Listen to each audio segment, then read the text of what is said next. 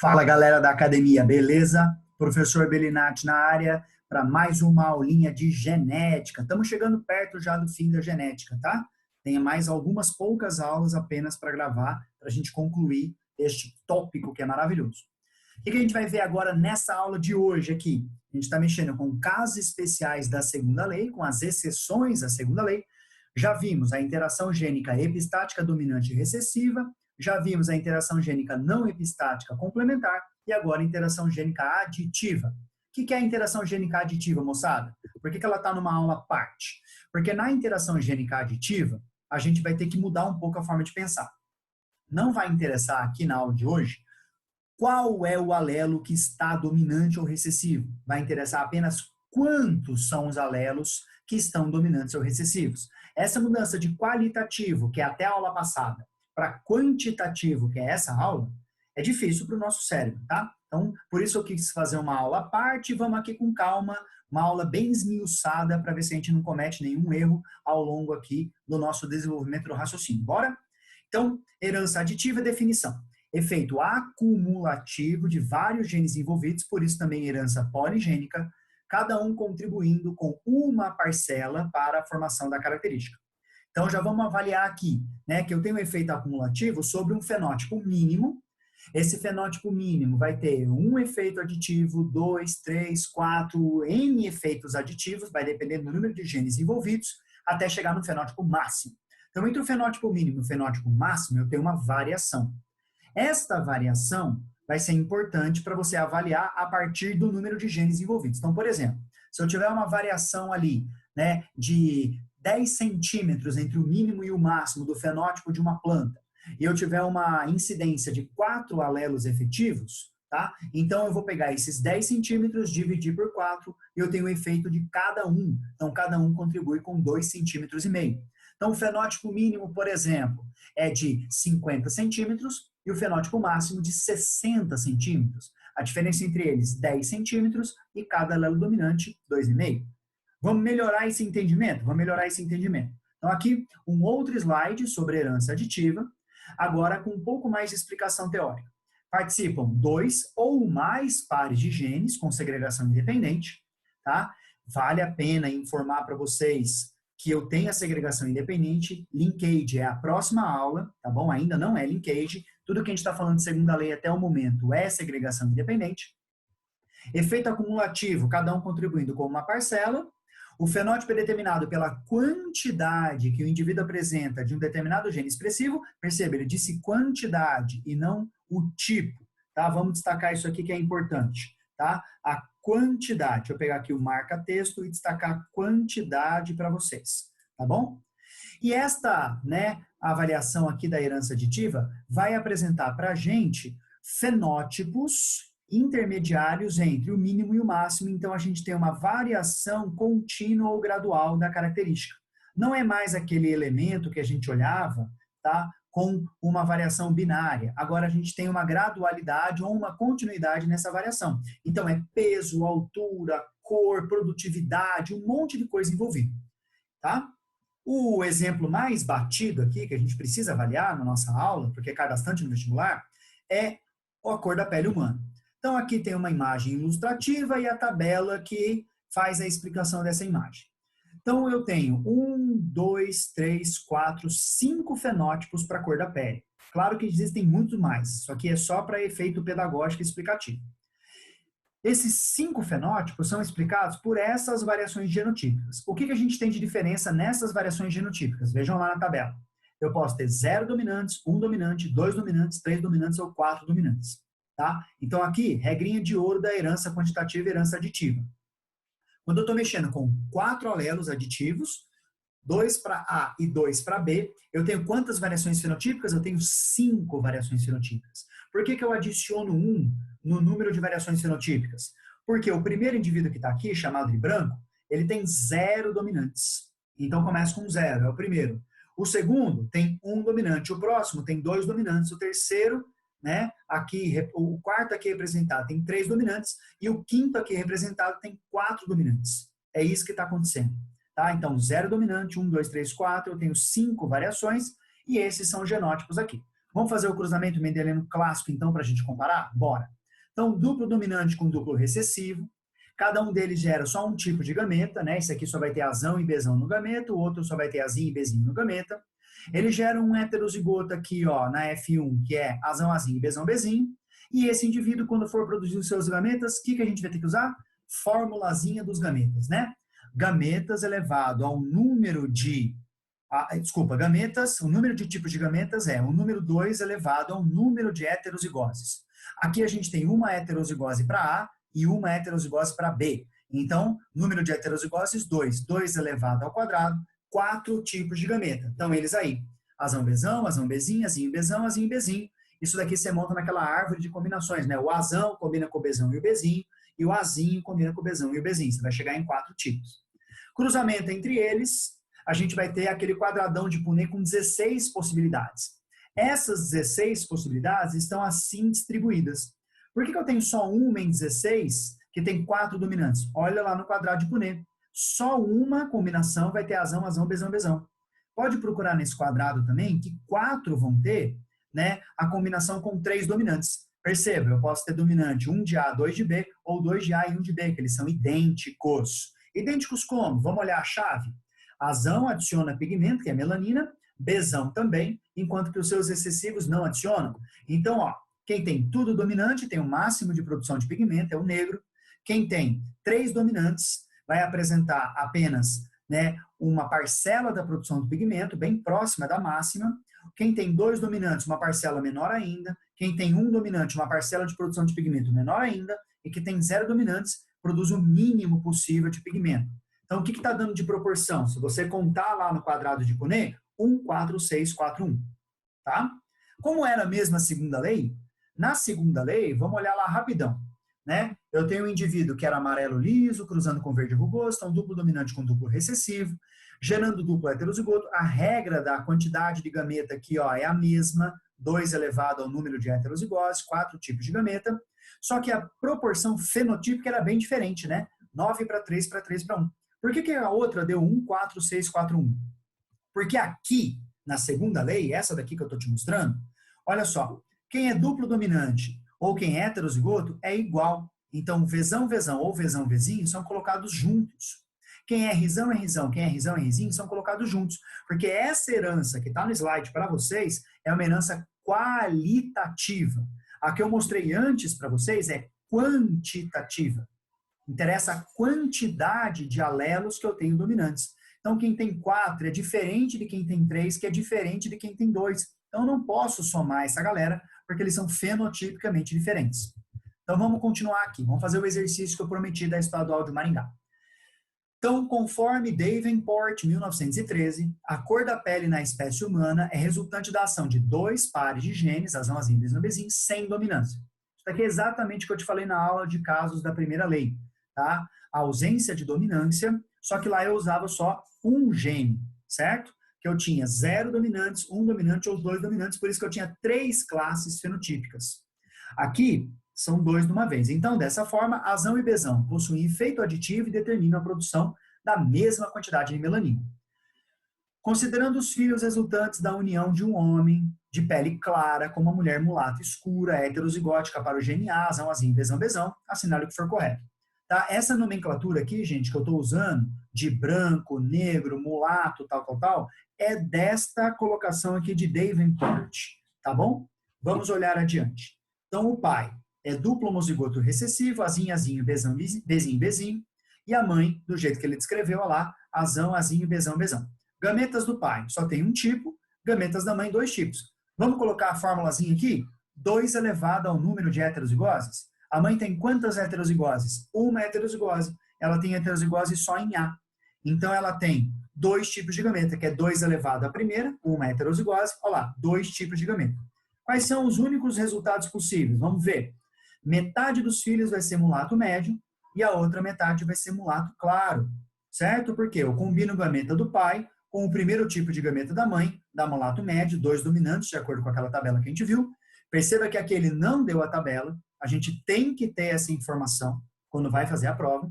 E a outra combinação, um único dominante, mulato claro. Tudo bem que você não precisa saber necessariamente a nomenclatura, mas tem que saber que são 5 variações. do mais claro para o mais escuro, passando pelo médio, que está bem no meio, o médio claro, que está logo antes, e o médio escuro, que está logo depois dessa condição intermediária. Primeira afirmação, né? Item 01. Poderão nascer somente descendentes de fenótipo mulato médio. Errado. Justificativa, o próprio cruzamento que a gente fez, que pode nascer também com mulato claro, fenótipo mulato claro. 02. Metade dos descendentes poderão ter fenótipo mulato médio. Perfeito. Foi isso mesmo que a gente achou aqui, ó. Metade dos descendentes mulato médio. A probabilidade de nascer filho mulato claro é metade. Certo também, a outra metade é mulato claro. Item 08. No caso de nascerem gêmeos univitelinos, a probabilidade de terem fenótipo mulato claro é de 1/4. Errado. Por que está errado? Porque para gêmeos univitelinos, a probabilidade é a mesma do que para cada indivíduo separadamente. Porque gêmeos univitelinos, apesar de poderem ser 2, 3 ou N gêmeos univitelinos a cada gestação, eles são derivados de uma fecundação só. E a fecundação é o evento que interessa aqui para a gente. Então, cada fecundação é um evento independente. Se essa fecundação gera um indivíduo, ou gera 2, que são gêmeos univitelinos, ou 3 e tal, não importa. Para efeito de cálculo, a gente vai considerar como se fosse um só. E o item 16. A probabilidade de nascer um menino e uma menina, ambos com fenótipo mulato médio, é 1/4. E esse item está errado. Por que esse item está errado? Porque a chance de ser um menino é meio. A chance que ele seja mulato médio é meio. A chance de ele ser uma menina, meio. A chance que ela seja mulata média, meio. Então, o que eu estou fazendo? Estou pegando 4 eventos e estou condicionando meio para cada um. Então, é meio elevado à quarta. Meio elevado à quarta, moçada, é 1/16avos. Então, por isso que o item 16 está errado. Seguinte, vamos pegar agora essa herança aditiva e vamos colocar numa planta, né? Vai ser importante por causa desse gráfico aqui, ó. Esse é um gráfico de porcentagem de indivíduos que contém o fenótipo pelo fenótipo, o número de cada indivíduo que tem o fenótipo pelo fenótipo, tá? Então, veja lá, o indivíduo duplo recessivo, azinho, azinho, bezinho, bezinho, cruzando com o indivíduo duplo dominante, azão, azão, bezão, bezão, gera um indivíduo duplo heterozigoto. Esse indivíduo duplo heterozigoto cruzado entre si gera esta combinação aqui. Agora a gente vai justificar por que a proporção é de fato 1,4,6,4,1, sem precisar ficar catando milho lá no quadrado de Punnett. Tá bom? Tá aí. Então vamos lá. Cruzamento. Né? Duplo dominante com duplo recessivo, gera o duplo heterozigoto, mesma formulinha para geração de gametas, 2 elevado ao número de heterozigoses, 4 tipos de gameta. Olha lá a combinação que a gente tem. Né? Por que chegou nessa combinação toda aqui? 1,4,6,4,1, né? Um indivíduo escuro, 4 médio escuro, 6 médios, 4 médios claros e 1 claro na condição da cor do, né, nosso elementozinho lá da espiga do trigo. Por causa da forma de calcular. Então vamos pegar aqui um caso real de uma questão de vestibular que ele pode pedir para você. Naquele cruzamento que eu te apresentei, este cruzamento bem aqui, quantos indivíduos, se ele não tivesse te dado este elemento aqui da imagem, quantos indivíduos seriam médio escuros, certo? Então ele está perguntando para a gente aqui, ó, quantos indivíduos tem 3 dominantes? É isso que ele está perguntando para a gente? Então, como calcular? Eu não vou só pegar esse cruzamento, jogar no quadrado de Punnett e ficar catando milho para eu marcar aqui a resposta.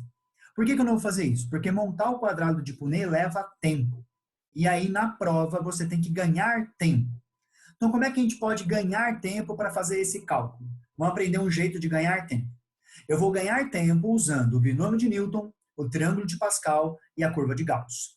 O binômio de Newton, minha gente, é aqui, ó, recessivo com dominante, dominante com recessivo, organizados 4/4. Então, é essa linha aqui, ó, da avaliação do binômio de Newton da potência da soma. Não se assuste com isso, a gente já viu isso em primeira lei. Primeira lei de Mendel é isso daqui, ó. É dominante mais recessivo elevado ao quadrado. Olha lá, quadrado do primeiro, 2 vezes o primeiro vezes o segundo, quadrado do segundo. Tá? Então, A é dominante, B é recessivo. O que eu quero saber? Eu quero saber quantos indivíduos têm 3 dominantes para ser mulato médio, né? Desculpa, nesse caso, para ser o médio escuro, que ele está falando da cor do trigo. Então, é isso daqui, ó, 3 dominantes e 1 recessivo, certo? De repente, você até sabe expandir esse binômio aqui, colocando ó, o primeiro com a potência que vai diminuindo 1/1 e o segundo com a potência que vai aumentando 1/1. Tá? Então, A quarta, cubo, quadrado, primeiro e zero. Depois B elevado a zero, elevado a primeira, elevado ao quadrado, elevado ao cubo e elevado à quarta potência. Talvez você não saiba os índices que acompanham. Os índices são derivados do triângulo de Pascal.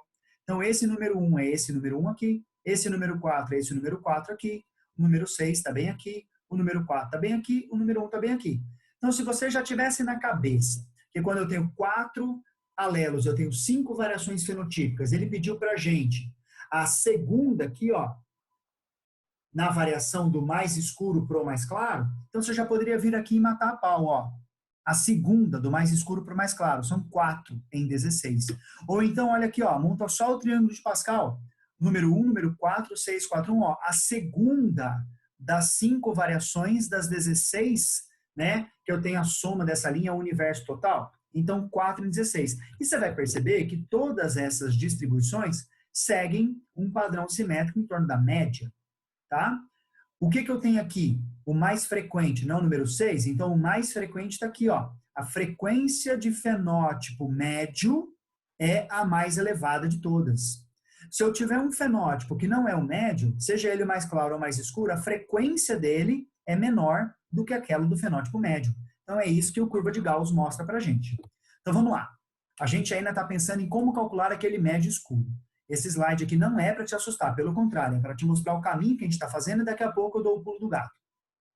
Então, aquele binômio de Newton, quando a gente está expandindo o binômio de Newton, o que a gente está usando é isso daqui, ó. Eu estou fazendo, né, a utilização dessa linha, porque é a quarta potência que eu quero, está organizado 4 a 4, e isso daqui deriva, né, dessa formulazinha aqui, ou eu posso chegar nessa formulazinha que é o número binomial. Que eu tenho, né, os meus elementos que eu estou aqui apresentando e aqui a forma como eu os organizo. Originalmente, isso daqui é a linha que eu estou falando, é a linha 4, é a quinta linha. Isso daqui é a coluna que eu estou trabalhando. Qual era que eu queria? Eu queria 3 dominantes e 1 recessivo? É este evento aqui, ó. Este evento. Então, ele está na linha 4, na coluna 1 do triângulo de Pascal. Dessa distribuição aqui. Tudo certo? Vamos pegar esse elemento aqui, ó, do número binomial e vamos ver onde é que ele se encaixa. Aqui eu vou pedir licença aos matemáticos e exatoides de plantão, como um biólogo falando, tá? Eu vou encontrar essa fórmula onde? Essa fórmula é uma fórmula de combinação, percebeu? Ó, a fórmula de combinação é a mesma que a gente olhou antes. Por que ela não é a mesma fórmula do arranjo ou da permutação? Porque a ordem não importa. Não importa se é azão, azinho, azinho, azão, e não importa se é o B dominante ou o A dominante. Então, por causa dessa independência, que essa ordem não importa, eu uso a fórmula de combinação. Acho que agora vai ficar mais fácil. Então, depois dessa bagunça toda que eu fiz, vou tentar arrumar a casa. Ó, combinação. O que é o N e o que é o K? N é o meu total de alelos e o meu K é o tanto que eu quero de efetivo. Eu não quero médio escuro, não é o que ele queria? Ó. Quantos F2 teriam a cor médio escuro? Então, eu quero 3 que são efetivos, porque ele é um antes daquele que é o mais escuro de todos. Então, eu quero 3 efetivos. Então, uma combinação de 4, 3 a 3, de N, K a K. 4, 3 a 3 vai ficar 4 fatorial, que fica sobre 4 menos 3, que dá 1 fatorial, vezes 3 fatorial. Se você, né, fizer essa continha bonitinha aqui com cuidado, você vai achar que o resultado matemático disso é 4. 4 o quê, minha gente? 4 não é um número absoluto, 4 é um número relativo. E ela é relativo ao universo de combinações que eu tenho, que é o tamanho do quadrado de Punnett. Como é que eu acho o tamanho do quadrado de Punnett? Eu pego, né, e uso ali como potência do número 2 o número de alelos que eu tenho envolvido. Por que eu vou usar como potência o número de alelos, que é 4? Porque é o que eu vou ter de possíveis combinações. Então, eu tenho 16 possíveis combinações e 4 me satisfazem. Então, resposta. Eu tenho 4 16avos lá na minha F2 que teriam a cor médio escuro, que foi exatamente o que a gente poderia achar usando o quadrado de Punnett ou fazendo aquela distribuição 4, 6, 4, 1. Aqui, né, a gente deu tanta volta que está parecendo que esse cálculo é mais difícil. Daqui a pouco, quando eu mostrar com 3 genes ao mesmo tempo, você vai ver como é muito mais rápido usar essa formuleta da combinação. Então, bora seguir adiante, exercício da Universidade de São Caetano do Sul, vestibular de medicina 2016. Ele fala assim, ó, a coloração dos grãos de trigo é um exemplo típico da herança quantitativa. Seus fenótipos variam, vamos contar. de vermelho escuro, vermelho médio, vermelho, vermelho claro e branco. Já jogou para a gente que são 5 fenótipos. Menos 1 é o número de alelos. Mas ele vai dizer isso para a gente. Ele é bem legal, né? Ele fala aqui na sequência. Considere a presença de 2 pares de alelos, 2 pares são 4, certo? Com segregação independente responsáveis pela coloração. E ainda, utilize azão, azinho, bezão e bezinho para representar os alelos envolvidos. Entre os genes A e B, ocorre uma interação não alélica aditiva. Caraca, esse fenótipo aqui que ele está mostrando para a gente de variação da cor do trigo e este enunciado são perfeitos para o que a gente está trabalhando. Então, vamos lá. Então, letra A. Esquematize o cruzamento entre uma planta produtora de grãos vermelho escuros e uma planta produtora de grãos brancos, os dois extremos, indicando o genótipo parental e a proporção fenotípica inspirada em F1. Bora resolver? Então, é isso que ele quer. Olha como é simples. O indivíduo vermelho escuro é o duplo dominante, porque a gente acabou de ver. Eu espero que você ache simples também lá no dia da prova. Então, ele é azão, azão, bezão, bezão. Tem 4 elementos efetivos. O indivíduo que é branco é o duplo recessivo. Azinho, azinho, bezinho, bezinho. Ele tem nenhum elemento aditivo. Então, ele não tem dominantes. Está entre os dois extremos. Maravilha? São os dois extremos.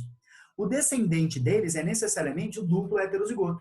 O fenótipo dele é o fenótipo intermediário. Então, não é nem o vermelho escuro, nem o vermelho médio, nem o vermelho claro, nem o branco. O fenótipo do descendente deles é necessariamente o que está no meio aqui, que é o fenótipo vermelho. Tá? O descendente deles, então, tem o fenótipo vermelho. Olha que legal que ele está dando para a gente. Tá? Então, resolveu. Isso aqui é a letra A, acabou. Letra B. 2 plantas parentais produtoras de grãos vermelhos com genótipos diferentes. Então, eu não posso cruzar azão, azinho, bezão, bezinho com azão, azinho, bezão, bezinho, porque ele quer genótipo diferente. E ainda, foram intercruzadas diversas vezes. Em todos os cruzamentos realizados, o resultado obtido foi sempre de 100% de plantas produtoras de grão vermelho. Caraca, olha que loucura. Lembra que eu acabei de fazer o cruzamento ali atrás, que quando eu cruzo vermelho com vermelho, eu vou chegar em um 4, 6, 4, 1, do mais escuro até o mais claro? O que ele está falando aqui não é isso. Ele está falando que ele cruzou vermelho com vermelho de genótipo diferente, e esses vermelhos eram sempre vermelhos. Caramba, como é que isso está acontecendo? Justifica os resultados obtidos nos cruzamentos, indicando o genótipo das plantas parentais da geração F1. Cara, você vai jogar isso aqui no rascunho, vai quebrar a cabeça, eu tenho certeza que a única resposta possível que você vai chegar é essa daqui. Um dos vermelhos é dominante de A recessivo de B, o outro é dominante de B recessivo de A. Eles têm genótipos diferentes, que foi o que ele pediu, foi a condição de existência que ele pediu, e o único resultado possível entre eles é o duplo heterozigoto, que também é sempre 100% vermelho. Tá? Então, essa segunda parte dessa questão da USCS não era tão simples. Você tinha que raciocinar bastante. Tinha que saber o conceito de herança quantitativa para você não se deixar aqui, ó, enganar que o indivíduo que tem duplo dominante de A ou o indivíduo que tem duplo dominante de B seriam diferentes entre si. Não, eles são iguais. Ele disse isso lá no enunciado, tá? E você sabia disso dessa aula, então eu espero que você tenha acertado o exercício. Maravilha? Vamos continuar.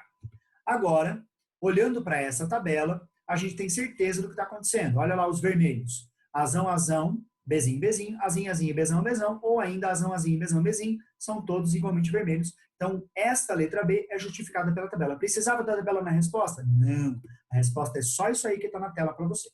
Passar para o próximo slide. Trocou. Agora a gente vai fazer herança aditiva com 3 genes. Ah, e agora vai ficar legal. Então, eu vou pegar, né, aquela minha plantinha de trigo, triplo recessiva, toda branquinha, com a minha plantinha de trigo triplo dominante, toda escurinha, e elas vão cruzar entre si. Essa daqui gera só um tipo de gameta. Ela tem quantas heterozigoses? 0. 2 elevado a 0, um tipo de gameta, Azinho, Bzinho, Czinho. A outra, quantas heterozigoses? 0. Então, 2 elevado a 0, um tipo de gameta, Azão, Bezão, Czão.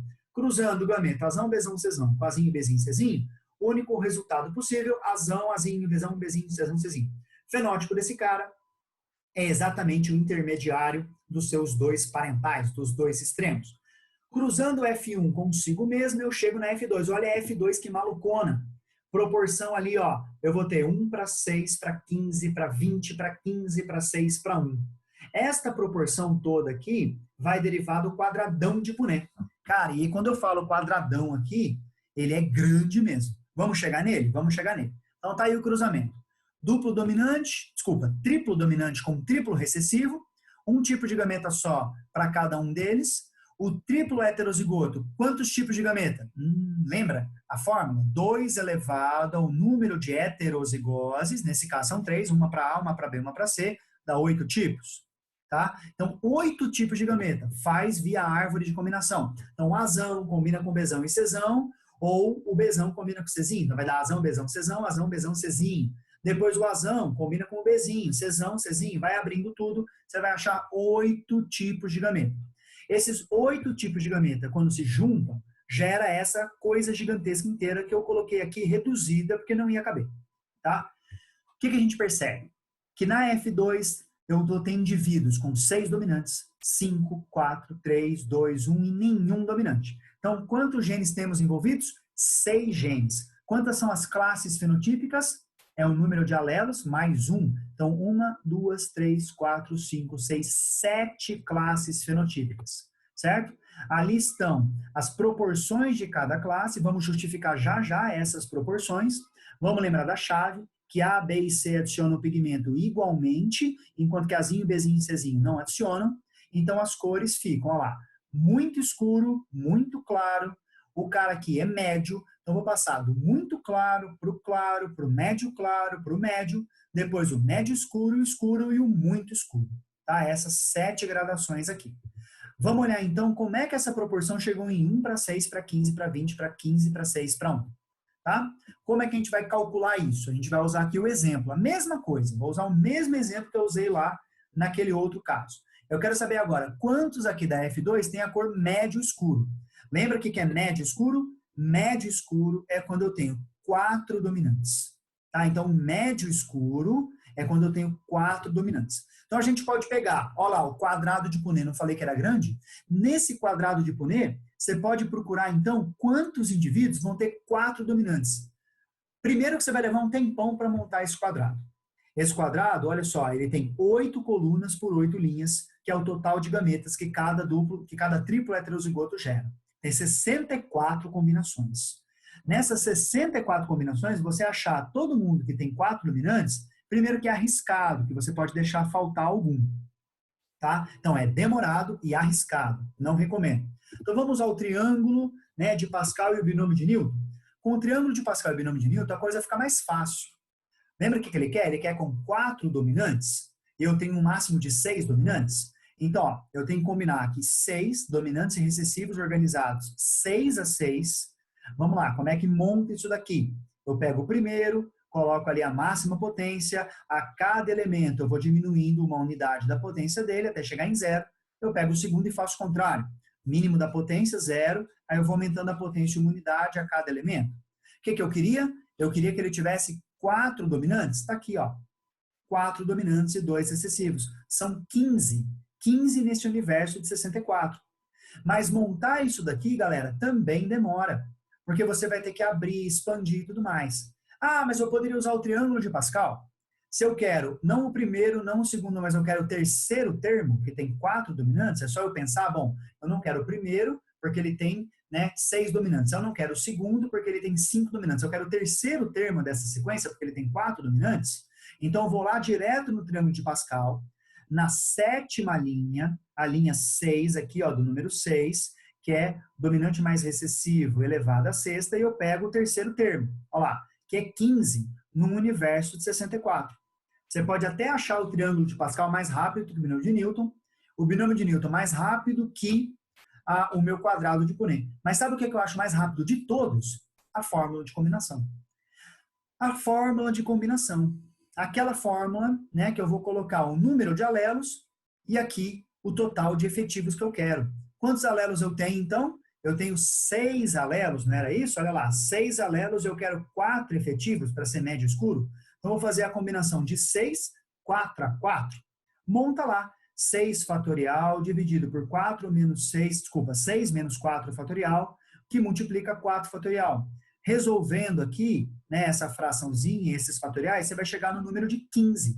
E esse número de 15, ele vai estar no universo de 64. Como é que eu sei o tamanho do universo?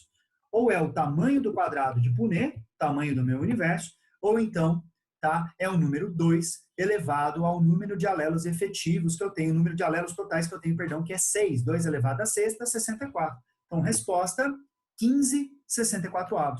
Então, quantos indivíduos da F2 teriam a cor médio escuro daquele cruzamento mendeliano clássico? 15/64. Bem mais rápido que o triângulo de Pascal, bem mais rápido que o binômio de Newton, bem mais rápido que o quadrado de Punnett. E bem mais confiável também.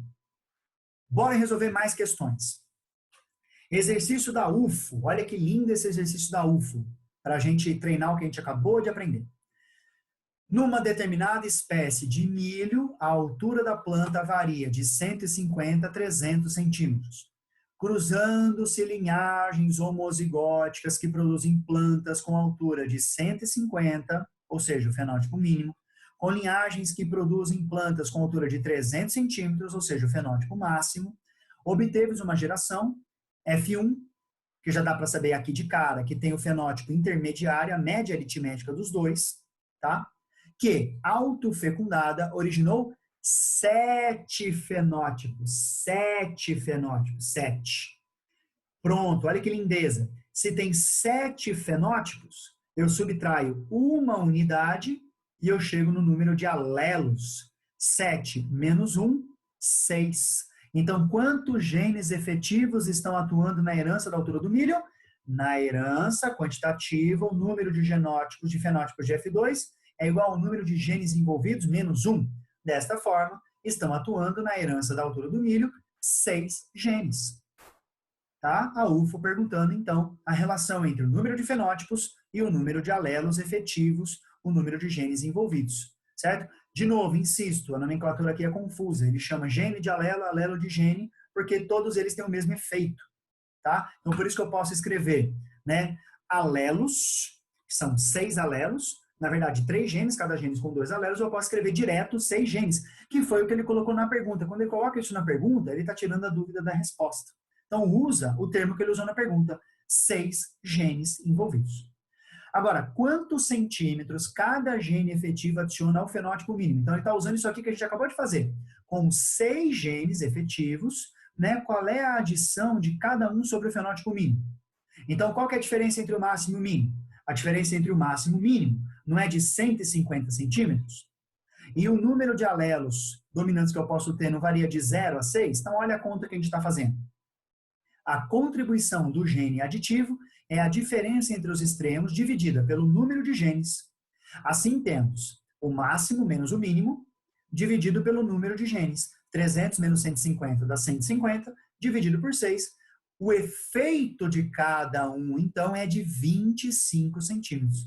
Então, quantos centímetros cada gene efetivo adiciona ao fenótipo mínimo? 25 centímetros. E qual a altura dos descendentes da geração F1? Tá? Os descendentes da F1, vamos pensar? Eles têm a média aritmética. Eu já posso jogar aqui, então, 150 mais 300 dividido por 2. Ou então eu posso considerar que ele tem um alelo dominante de A, um de B e um de C. Ele tem 3 dominantes. Então ele tem um mínimo, que é 150, mais 75, que é 25, mais 25, mais 25. Então, quanto é que ele vai ter? Ele vai ter aqui 225 de altura. Concorda comigo? Eu não acabei me escrevendo na resposta, mas estou te falando aqui. Tá? Então, a altura do indivíduo vai ter 225 centímetros de altura, que é a média entre 150 e 300. Tá? Porque o dobro aqui daria 450, metade de 450, 225. Agora é o seguinte, a geração F2, já botei a resposta, desculpa, faz de conta que você não viu. A geração F2 resultou em 384 plantas. Quantas dessas plantas possuem uma altura de 250 centímetros? Você percebeu que essa questão da UFO está usando tudo que a gente acabou de falar aqui no problema do trigo? Só que ao invés de usar a cor, ela está usando a altura?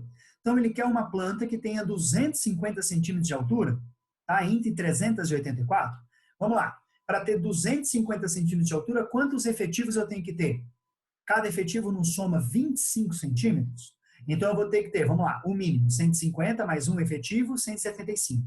Mais um efetivo dá 200. Mais um efetivo, 225. Mais um efetivo, 250. Então, eu estou trabalhando com 4 efetivos. Certo? 4 efetivos de um total de 6. Então, olha a continha como é que vai ficar. As plantas com 250 centímetros de altura possuem 4 genes aditivos no genótipo e a frequência, então, de 15,64 avos. Ele não pediu para você demonstrar o cálculo, mas se você tivesse que demonstrar, utilize a fórmula da combinação. Ele queria que você combinasse 6, 4 a 4. Tá? Eu quero 6 de alelos totais com 4 dominantes. E é a fórmula que a gente acabou de usar. Então, eu tenho 15,64 avos. 15,64 avos. E aí ele te deu o total, ele quer o número total. Quantas dessas plantas? Tá bom? São 90 indivíduos de 384. Massa a questão da UFO 2017 usando tudo isso que a gente acabou de ver. Mais uma questão. PUC Rio Grande do Sul 2018. Para responder a questão, analise o gráfico e que representa as diferentes classes fenotípicas de uma característica genética e uma população de equilíbrio de Hardy-Weinberg. A gente ainda não viu o Hardy-Weinberg, mas essa questão aqui, ela está colocando isso aqui só para te colocar medo, tá? Não tem nenhuma necessidade você saber, por enquanto, o equilíbrio de Hardy-Weinberg. Vai ser a nossa última aula de genética. Nossa próxima aula é Linkage, nossa última aula é genética de populações Hardy-Weinberg, tá bom? E as afirmativas a seguir. Então, primeira afirmativa, olha o gráfico. Olha o gráfico. Não é a curva gaussiana, não é aquele gráfico que eu tenho aqui, ó, a expressividade do caráter versus o número de indivíduos.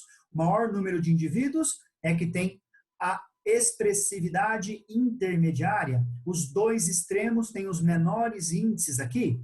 E quantas classes fenotípicas tem? Vamos contar? 1, 2, 3, 4, 5, 6, 7 classes fenotípicas.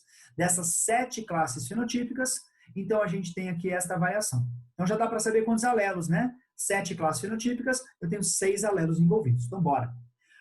O gráfico exemplifica um caso de herança quantitativa. Certo, certinho. Herança quantitativa tem esse padrão aqui da curva gaussiana. Claro que a curva aqui, ó, ela está suavizando o gráfico de barras, tá? Mas é a tendência dessas barras. Segunda afirmação. As 7 classes fenotípicas podem resultar da interação de 6 alelos. Olha que maravilha! E a distribuição normal apresenta indivíduos heterozigóticos em suas extremidades. Não! Onde é que estava o heterozigoto? O heterozigoto não é o cara que tem exatamente 3 alelos, né? O cara que é heterozigoto não é o Azão, Azinho, Bezão, Bezinho, Cezão, Cezinho. Se ele tem 3 alelos, ó, ele não está nem num dos extremos, que tem todos os dominantes, nem no outro extremo, que tem todos os excessivos. Ele está no meio. Então, a primeira é verdadeira, a segunda é verdadeira e a terceira é que está errada. Essas são as justificativas, tá? Então, nessas condições, resposta correta, letra C. Só a primeira e a segunda afirmações são corretas e a terceira está incorreta. Lindo? Última questão para fechar essa aula, uma questão do Enem. Então, a gente já fez aqui várias questões de vários vestibulares e agora, eu sei que vocês são turma UNB, mas que podem também estar querendo prestar o Enem. Ou, de repente, quem está me assistindo aqui é a galera da turma Enem. Então, tá aí uma questão para a turma Enem também. Então, Enem, tá? 2012, para o pessoal com privação de liberdade. A questão é assim. Após a redescoberta do trabalho de Mendel, vários experimentos buscaram tentar a universalidade das suas leis. Tá? Quando eles estão testando a universalidade das leis, eles vão supor vários experimentos. Então vamos lá. Suponha um desses experimentos realizados em um mesmo ambiente, o ambiente não varia, em que uma planta, tá, de linhagem pura com baixa estatura foi cruzada com uma planta de linhagem pura com alta estatura. Então, está aqui os dois extremos, certo? Na prole F1, todas as plantas tinham a estatura intermediária, olha lá, de 0,6 para 1 metro, eu tenho 0,8 metros de estatura. Porém, na F2, que é F1 cruzada com F1, os pesquisadores encontraram os dados a seguir. Olha essa questão do Enem, olha como difere o padrão de questões. Você percebeu? Numa questão você já tinha que saber as coisas, na outra dava para descobrir, e aqui ele está te dando tudo. E olha o padrão. No total de 1.000 indivíduos na prole, quantos tinham 1 metro? 63. Quantos tinham 60 centímetros? 62. Quantos tinham 90 centímetros ou então 70 centímetros? Um número muito parecido. E quem é que tinha o fenótipo intermediário? A maioria. Percebeu que aqui, ó, 63, 245, depois 375 aumentou o máximo, chegou no pico, aí 255 caiu, 62 caiu de novo. Então, essa curva aqui, ó, é aquele padrão de curva do gráfico em barra que a gente acabou de ver na questão anterior. O que eles querem? Eles querem só o nome disso, galera. Mas aqui ficou fácil, né? A aula inteira sobre isso, eu falei 1 milhão de vezes, é o título da aula, então vai ficar fácil. Então, os pesquisadores chegaram à conclusão, a partir da observação da prole, que a altura nessa planta é uma característica que, tcharam, a ocorrência de 5 fenótipos, 1, 2, 3, 4, 5, na proporção 1, 4, 6, 4, 1. Cara, o número nunca é exato, tá? Quando eu chego no número de descendentes. Mas a proporção é essa, pode acreditar. Indica que a altura das plantas é uma característica métrica determinada por 2 pares de genes aditivos, transmitidos mendelianamente, então ele segue as leis de Mendel, sim, por segregação independente com ausência de dominância. Então, qual é a única alternativa que permite isso? Ó, a primeira, não segue a lei de Mendel. Claro que segue, tá? Ah, mas você não falou que era uma herança, que era uma exceção? Cara, mas quando ele fala que segue a lei de Mendel, não segue, ele está falando no padrão de cruzamento, na geração de gametas, né, na probabilidade de combinação desses gametas. Então, segue as leis de Mendel, sim. Segue, sim. Não é herdada, claro que é herdada. Ele está dizendo que é ambiental, mas o ambiente é todo igual, então não faria sentido. A presença da herança mitocondrial, não posso afirmar nada sobre isso. Herança mitocondrial seria só uma herança que veio da mãe, ou majoritariamente da mãe, não tem nada que me sustenta isso. E letra E, é definida por um gene com vários alelos. A maior parte das pessoas que erra essa questão marca a letra E. Tá? Por quê? Porque acha que é polialelia, está confundindo com poligenia. Então é definida por mais de um gene. Quantos genes? São 2 genes com 4 alelos totais. Então, Azão, Azinho, Bezão, Bezinho, que foi o que a gente viu aqui, ó. Tá? Então, ele quer um nome. Tá? Ele quer um nome. É definida por mais de um gene. Se você ainda acha que a resposta tem que ser letra A, que não segue as leis de Mendel, eu acho que você não entendeu o conceito de exceção. A exceção segue a lei de Mendel. O que vai acontecer é que tem uma variação. Quando eu tenho uma variação, eu estou seguindo a lei, mas eu estou fazendo uma variação e não estou mudando por completo. Beleza, minha gente? Era só tudo isso que eu tinha para falar com vocês. Então, valeu demais. Um forte abraço e até a próxima aula que é de linkage. Valeu!